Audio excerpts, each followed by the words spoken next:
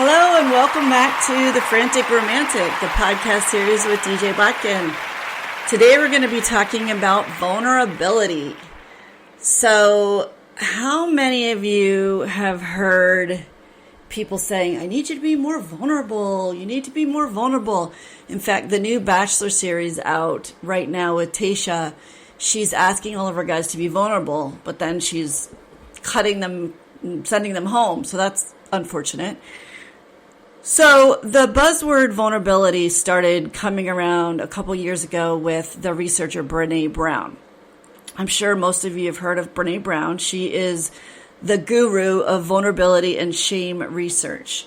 And after she completed, her research in understanding shame and vulnerability, she assessed that really the only way to have a truly intimate, successful relationship is to be able to be vulnerable with your partner, meaning let your guard down.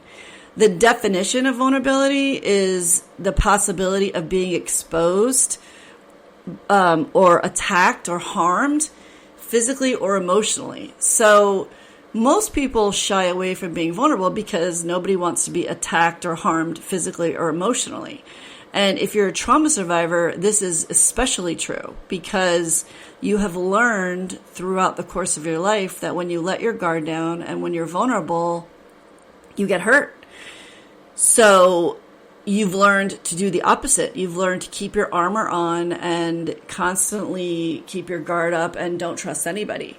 When we're little, we're all pretty vulnerable. Before our first traumatic experience, we are pretty vulnerable. We trust everybody. We're young kids. We get in the car with a stranger if they're offering us candy. We tell our best friends our secrets. We, tell our parents everything. We have no reason to doubt that the world is not safe until we're hurt. And the first time we're hurt, then we get the message that, well, maybe the world isn't as safe as I thought. And even though we're not necessarily cognitively processing that, our brain is storing that information and it's basically telling us, don't do that again, right? So if you're vulnerable with a friend and you tell them your deep, dark secret and they go tell the whole school your deep, dark secret, you learn, well, I need to start keeping my secrets in. I can't trust anybody with my secrets. And you don't necessarily just assume that it's that friend that betrayed you. You pretty much generalize and say, well, I can no longer tell people my secrets. So you start to keep your guard up. And that happens throughout the course of our life. And then, you're in your 40s, 30s or 40s, and you all of a sudden hear this researcher, Brené Brown, coming out saying, be vulnerable, be vulnerable, shame resilience. And everybody's thinking, well, that sounds lovely, but how the heck do I do that after I've had years and years of being exposed to harm? So really the key to being vulnerable is shame resilience. And what that means is being able to own your shit, being able to just put yourself out there and admit that you've been through it, talk about the skeletons in your closet so that if you are vulnerable, people cannot use that information against you because you've already put yourself out there, right? So for example, a young 14-year-old boy who decides, that he's going to tell people that he's been, he's gay his whole life and that he's always liked boys, that first experience of outing himself, is a very vulnerable one when he has the possibility of being exposed to harm physically or emotionally. And when he starts to tell people if his experience is positive, he learns, okay, this is something that I was scared to be vulnerable about, and I put it out there, and I'm getting positive feedback, so maybe life isn't as scary as I thought for this particular instance. But conversely, if he outs himself and, people start to bully him and make fun of him and or his parents judge him or kick him out of the house, he interprets that vulnerability experience as extremely harmful and then starts to either beat himself up for being gay or beat, the world up for being, hostile and not trustworthy. When we watch programs, reality TV like the Kardashians or the Housewives, they get a lot of ratings for their arguments and for their bullying kind of behaviors. But the audience actually appreciates them more when they're vulnerable. When Kim Kardashian talks about being married to Kanye, who has bipolar, when Kanye himself talks about his bipolar, struggles on Dave Letterman, when, the Real Housewife from Dallas talked about, being suicidal in her young life, when, other housewives talk about being, having eating disorders or struggling with, a terrible divorce, or the one housewife that was a victim of domestic violence, right? So when they put this out there, they're being extremely vulnerable with the whole wide world. They're on TV talking about this. But they actually get pretty good feedback, because instead of fans being jealous about their money and the way they look, fans are actually relating to them as human beings. In my experience as a therapist, obviously it's hard to be vulnerable. It's even hard to find a therapist for myself, because I don't want to be vulnerable with other therapists, because we're supposed to, have all the answers. One of my biggest pet peeves is when people tell me, well, you're a therapist, you should know better, or you're a therapist, you should do better, right? Or be better. And I explain to everybody, well, yes, I'm a therapist by trade, but I'm a human being first. And I'm a human being with a series of my own traumas and vulnerabilities and, times I've been harmed and exposed. And I don't want to go there either, so, it's really a lot of nerve for me to be a therapist and ask my clients to go there when, I haven't gone there. And the key is trust, right? The key is being able to let my clients know that, I've been through it too, without too much self-disclosure, and knowing who I can trust. In my past relationships, when I've been vulnerable, it's been used against me. It's been used as a weapon. In my past relationships, if I talk about, my experiences in my early childhood, or even with my own parents, if I talk about, some of my experiences, or I lash out or get upset, people throw my past in my face, and it teaches me, wow, I cannot be vulnerable with you. Or it teaches me, I can't be vulnerable with my parents, because you'll use this information that I'm sharing with you, this precious information that I'm sharing with you, as a weapon when it serves you. So we have to first make an inventory in step 4 of the 12 steps. They talk about making a personal inventory. First, we have to make a step, create an inventory of all of the experiences in our lives that we would consider the skeletons in our closet. So experiences that we feel shame about, experiences that we feel regret or remorse about, and then try baby steps. Try talking about one of those experiences with your best friend and see how the information is received. And maybe even ask your best friend, what if I told my partner about this? How do you think my partner would respond? And of course, your best friend is not going to know how your partner would respond more than you probably know, but at least your best friend could take that information, process it, and then help you deliver it to your partner in a way that's not, I guess, shocking. When we talk about being truly vulnerable in relationships, we talk about really being able to be intimate and not having any secrets.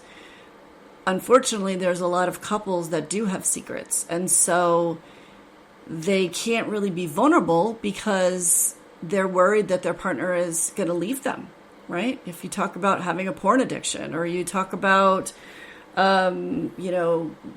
having bisexual thoughts, or if you talk about, leaving or whatever, your partner might shame you and blame you. And so you learn to just hold it in. You learn to keep your guard up. You learn that the world is a scary place, and if you're vulnerable, you're going to get hurt. So what do? Again, you find somebody that you can trust, and you take baby steps, exposing some of your secrets little by little and seeing if, that information is protected. Again, if you have a history of trauma, it's going to be harder because your guard is going to be up. So I would definitely not advise just drop your guard and go out there and tell everybody all your secrets. But what I would say is try to lower your guard a little bit, process your information, share your information, and if it's received, continue the process. Continue to let your guard down a little bit more the next time, and a little bit more the next time, until eventually all the skeletons are out of your closet and there's nothing for you to be fearful about. If you're feeling a certain way at work, like if it's a current situation, not a past situation, if it's a current situation, like maybe you're getting yelled at work, but you're afraid to tell your partner because you're afraid your partner's going to shame you for not doing a good job at work. Again, test it by delivering the information gently and say, hey, I want to talk to you about something that I'm struggling with at work, but I really need you to not shame me or not make me feel bad about it. And ask your partner, can you do that for me? And if your partner says yes, I can do that for you. I can listen and not judge you or shame you.